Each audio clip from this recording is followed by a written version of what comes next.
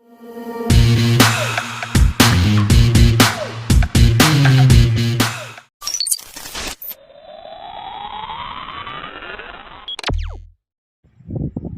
Friends, எல்லோரும் எப்படி இருக்கீங்க? நல்லா இருக்கீங்களா? சப்ஸ்கிரைப் பண்ணுங்கள் ஃப்ரெண்ட்ஸ். வீடியோ கடைசியில் ஸ்கிப் பண்ணால் பாருங்கள். நாகர்கோவில் ஸ்பெஷல் மத்தி மீன் குழம்பு செய்கிறத பார்க்கலாம் வாங்க. மசாலா அரைக்கிறதுக்காக மிக்ஸி ஜார் ஒன்று எடுத்துக்கலாம். ஃப்ரெஷ்ஷான ஒரு எனக்கு கருவேப்பிலை சேர்த்துக்கலாம். 1/2 டீஸ்பூன் மஞ்சள் பொடி, 1/2 டீஸ்பூன் மிளகாத்தூள், 1 ஸ்பூன் மிளகு சேர்த்துக்கலாம்.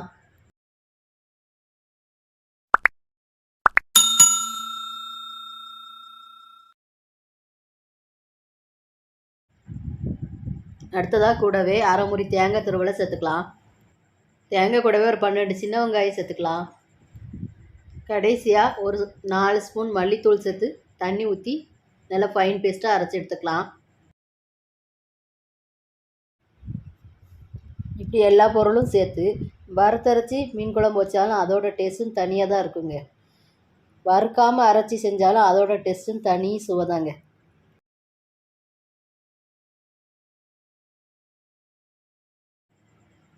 இப்போ நம்ம மீன் குழம்பு செய்யறதுக்காக மண் சட்டி எடுத்துக்கலாம்.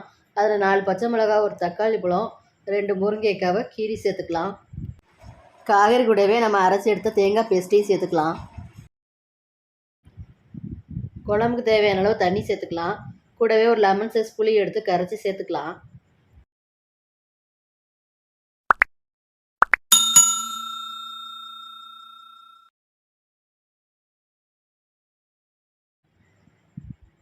இப்போ குழம்புக்கு தேவையான அளவு உப்பு சேர்த்துக்கலாம்.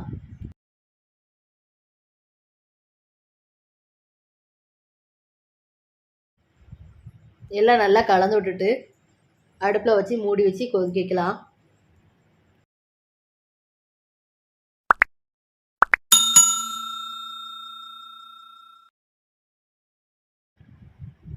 குழம்பு நல்லா கொதி வரட்டும்.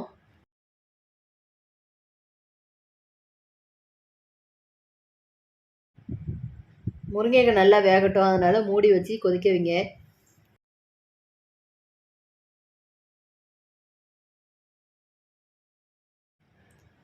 குழம்பு நல்லா கொதி வந்து முருங்கைக்காயும் வெந்து வந்துருச்சு.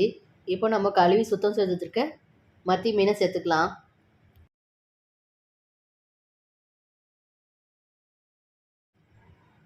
ஒரே இடத்துல மீன் போடாமல் தள்ளி தள்ளி ஒவ்வொரு மீனாக சேர்த்துக்கலாம்.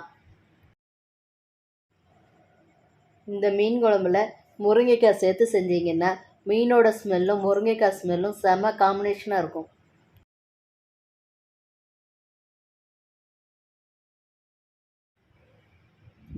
குழம்புல மீனை சேர்த்தோன்னா கொஞ்சம் போல் மீன் கூடயே உப்பு சேர்த்துக்கோங்க. உப்பு சேர்த்து மறுபடியும் நல்லா கொதிக்க வைங்க. அப்போ தான் மீனில் நல்லா உப்பு பிடிச்சி வரும். குழம்புல மீனை சேர்த்த பிறகு கரண்டி போட்டு கிண்டாமல் சிம் ஃப்ளேம்லேயே வச்சு கொதிக்க வைங்க. அப்போ தான் ஓரத்துலலாம் எண்ணெய் கசிஞ்சு குழம்பு அழகாக வரும். இப்போ குழம்புக்கு தாளிப்பு கொடுக்கறதுக்காக எண்ணெய், கடுகு, சின்ன வெங்காயம், கருவேப்பிலை சேர்த்து தாளித்து ஊற்றிக்கலாம். தாளித்து ஊற்றினதுக்கப்புறம் மூடி வச்சு ஒரு 5 நிமிஷம் சிம் ஃப்ளேம்லேயே வச்சு கொதிக்க வைங்க.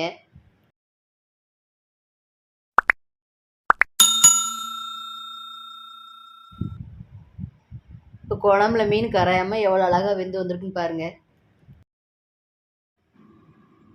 ஈஸியான நாகர்கோவில் ஸ்பெஷல் மத்தி மீன் குழம்பு. இதை வச்சு சாப்பிட்டு பாருங்கள். மணமாகவும் இருக்கும், ருசியாகவும் இருக்கும். ஃப்ரெண்ட்ஸ், இந்த வீடியோ உங்களுக்கு பிடிச்சிருந்தா லைக் பண்ணுங்கள், கமெண்ட் பண்ணுங்கள், ஷேர் பண்ணுங்கள்.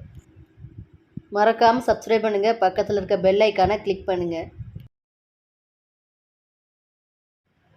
Thank you friends.